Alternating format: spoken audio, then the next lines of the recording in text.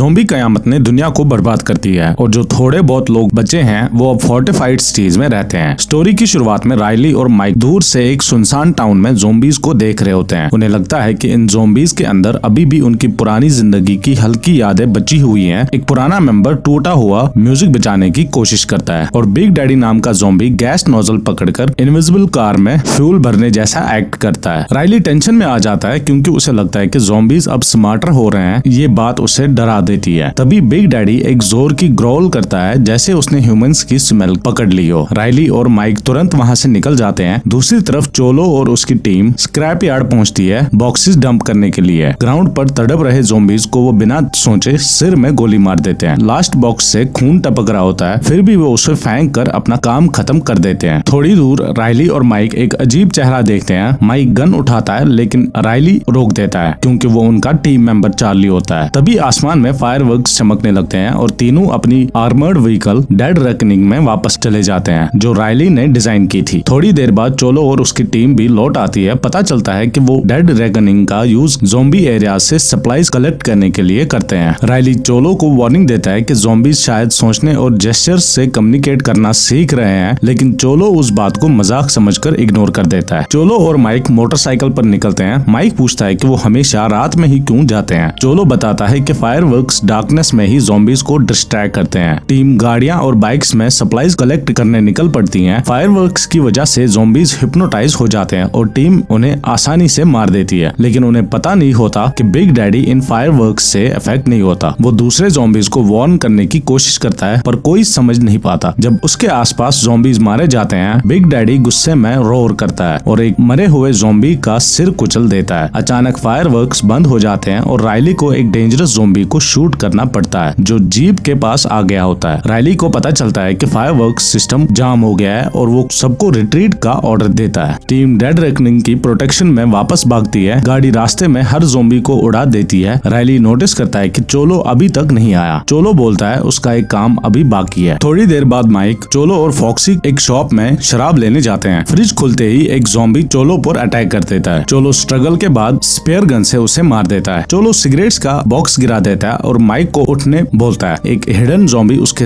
हाथ पर काट लेता है। घबराया हुआ माइक बाहर भागता है और राइली ज़ोंबी को हेडशॉट मार देता है। राइली माइक को बचाना चाहता है लेकिन चोलो चाहता है कि माइक को ज़ोंबी बनने से पहले मार दिया जाए। दोनों के बीच आर्ग्यूमेंट होता है लेकिन माइक खुद को गोली मारकर अपनी जान ले लेता है। राइली सबको शहर छोड़ने का ऑर्डर देता है। भागते वक्त बिग डैडी एक बाइकर पर जंप करता है और उसकी गन ले लेता है। बिग डैडी जोर से रोर करता है और ज़ोंबीज की पूरी फौज इंसानों का पीछा करने लगती है। राइली और उसकी टीम ह्यूमन सिटी के बाहर एक बेस पर पहुंचती है। इस सिटी में अमीर लोग लग्जरी टावर फिडलर्स ग्रीन में रहते हैं और गरीब लोग स्लम्स में। शहर पानी से घिरा होता है और इलेक्ट्रिक फेंसेस ज़ोंबीज को तुरंत जला देती हैं। सिर्फ एक ब्रिज शहर में एंटर करता है। सप्लाईज डिलीवर करने के बाद राइली चोलो को माइक की डेथ के लिए ब्लेम करता है। चोलो बोलता है माइक रिस्क जानता था। पता चलता है कि चोलो पैसे जमा कर रहा है क्योंकि उसका सपना फिडलर्स ग्रीन में रहना है। शराब बेचकर वो एक्स्ट्रा मनी कमाता है। राइली और चार्ली स्लम्स में मुलीगन से मिलते हैं जो रिच लोगों के अगेंस्ट रिबेलियन भड़का रहा होता है। राइली पॉलिटिक्स में इंटरेस्टेड नहीं होता और मेडिसिन देकर वहां से चला जाता है। राइली अपनी नई खरीदी हुई कार देखने गराज जाता है लेकिन कार चोरी हो चुकी होती है। जवाब ढूंढने के लिए वो अंडरग्राउंड ज़ोंबी पार्टी में जाता है। वहाँ ज़ोंबीज को एंटरटेन के लिए यूज किया जा रहा होता है। कुछ ज़ोंबीज चेन्स में बंधे होते हैं और कुछ को एनिमल्स से फाइट करवाया जा रहा होता है। एक औरत को ज़ोंबीज के केज में डाला जाता है। वो बचने की पूरी कोशिश करती है लेकिन लोग मजे ले रहे थे। राइली शॉक होकर दोनों ज़ोंबीज को शूट कर देता है। भड़कम मच जाता है। चिहुआ चार्ली को मारने की कोशिश करता है लेकिन गलती से किसी और को गोली लग जाती है। राइली चिहुआ को शूट कर देता है। मरने से पहले चिहुआ राइली पर फायर करता है लेकिन स्लैक राइली को बचा लेती है और खुद इंजर्ड हो जाती है। राइली परफेक्ट शॉट मारकर चिहुआ को हेडशॉट दे देता है। पुलिस आती है और सबको अरेस्ट कर लेती है। जेल में स्लैक बताती है कि करप्ट सिस्टम ने उसे बेट बना दिया क्योंकि वो मुलीगन की हेल्प कर रही थी। पेंडेमिक के बाद उससे जबरदस्ती ऑब्सीन काम में धकेल दिया गया था। राइली मानता है कि सिस्टम बकवास है लेकिन उसका रिबेलियन में कोई इंटरेस्ट नहीं है। वो बस शहर छोड़कर कहीं दूर जाना चाहता है। बाहर बिग डैडी और उसकी फौज बैरिकेड तक पहुंचती है। वो एक बुचर ज़ोंबी को सिग्नल देता है लकड़ी का बैरियर काटने के लिए। बिग डैडी देखता है कि ह्यूमंस ने ज़ोंबीज को उल्टा लटकाकर शूटिंग प्रैक्टिस टारगेट्स बना दिया है। ये देखकर उसके अंदर बदले की आग और भड़क उठती है। चोलो फिडलर्स ग्रीन सिटी में लीडर खौफमैन से मिलने जाता है। वहाँ एक आदमी सुसाइड कर चुका होता है और बाद में ज़ोंबीज बनकर अपने बेटे पर अटैक कर देता है। चोलो उसका सर कुचल देता है। चोलो कॉफमैन कीमती चीजें देता है और बोलता है कि वो सालों से मेहनत कर रहा है ताकि फिडलर्स ग्रीन में घर ले सके, लेकिन कॉफमैन उसे सीधा मना कर देता है और बोलता है कि चोलो जैसी लोग इस बिल्डिंग में बिलोंग नहीं करते। गुस्से में चोलो याद दिलाता है कि उसने कॉफमैन के लिए लोगों को मरवाया है और बॉडी ट्रैश बॉक्स में डंप की थी। कॉफमैन गार्ड को बुलाता है, लेकिन चोलो पहले ही भाग निकलता है और गार्ड की गन चुरा लेता है। रात में चोलो की टीम गाड़ी चुराने की प्लानिंग करते हैं। इसी वक्त बिग डैडी और ज़ॉम्बीज एक वीक फेंस एरिया से बेस में घुस जाते हैं। सोल्जर्स पूरी फोर्स से फायर करते हैं, लेकिन ज़ॉम्बीज बहुत ज्यादा होते हैं और फेंस टूट जाता है। हड़बड़ के बीच चोलो की टीम वो गाड़ी चुरा कर निकल जाती है। बिग डैडी फायरिंग करता है, लेकिन बुलेट्स गैस टैंक्स में लगकर बड़ा एक्सप्लोजन कर देती है। चोलो कॉफमैन को कॉल करता है और बोलता है कि अगर रात तक $5 मिलियन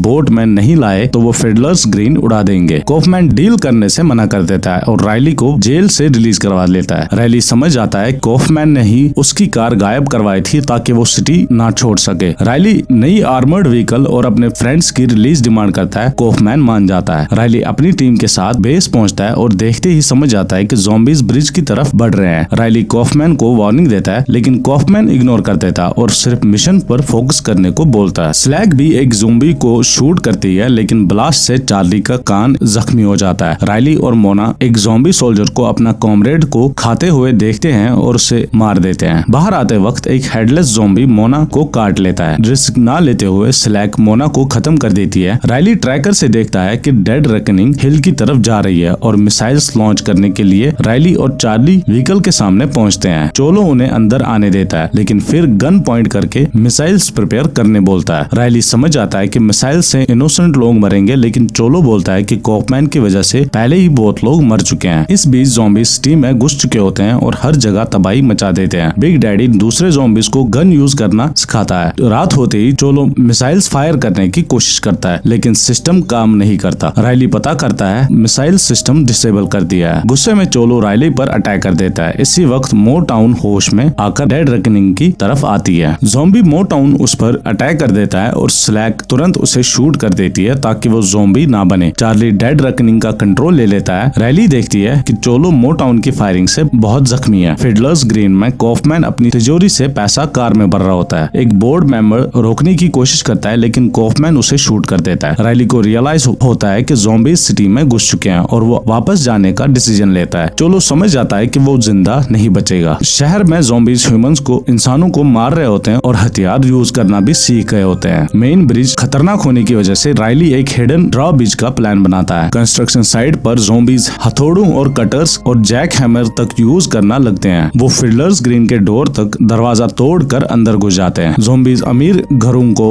और महंगी महंगी दुकानों को बर्बाद कर देते हैं। राइली ड्रॉ ब्रिज नीचे करने के लिए लीवर खींचता है। एक ज़ॉम्बी उस पर जंप करता है, लेकिन राइली उसे ब्रिज से नीचे गिरा देता है और ब्रिज उसका गला काट देता है। बाकी टीम रूफ पर चढ़कर ज़ॉम्बीज पर फायरिंग करती है। प्रेटी बॉय गाड़ी को आगे बढ़ा देता है और कई ज़ॉम्बीज को कुचल देता है। इलेक्ट्रिक फेंस के पास लोग ज़ॉम्बीज से गिरे होते हैं, तभी वो गाड़ी फायरवर्क्स फायर करता है। ज़ॉम्बीज एक सेकंड के लिए रुकते हैं, लेकिन अब वो स्मार्टर हो चुके हैं और जल्दी नॉर्मल हो जाते हैं। कॉफमैन और निप भागने की कोशिश करते हैं, लेकिन बिग डैडी उनके सामने आ जाता है। बिग डैडी गैस नोजल से कार के अंदर गैसोलीन भर देता है। तभी चोलो सामने आता है। कॉफमैन उसे गोली मारता है, लेकिन पता चलता है कि चोलो खुद ज़ॉम्बीज बन चुका है। चोलो और कॉफमैन कार के ऊपर लड़ते हैं। इसी वक्त बिग डैडी जलती हुई प्रोपेन टैंक उन पर फेंक देता है। डेड रेकनिंग में फैंस तक पहुंच जाती है, लेकिन तब तक बहुत लोग ज़ॉम्बीज का शिकार हो चुके होते हैं। राइली को मिसाइल्स फायर करना बोलता है। बड़े एक्सप्लोजन पूरी ज़ॉम्बी हॉर्ड को सेकंड्स में खत्म कर देती है। कुछ देर बाद सर्वाइवर्स बाहर निकलते हैं। टीम की मेहनत फाइनली सक्सेसफुल हो जाती है। बाद में मुलिगन राइली से पूछता है वो शहर ढूंढने वालों में शामिल होगा। राइली मना कर देता है। वो अपने लोगों के साथ कनाडा जाने वाला होता है। उम्मीद करते हैं आपको ये कहानी पसंद आई होगी।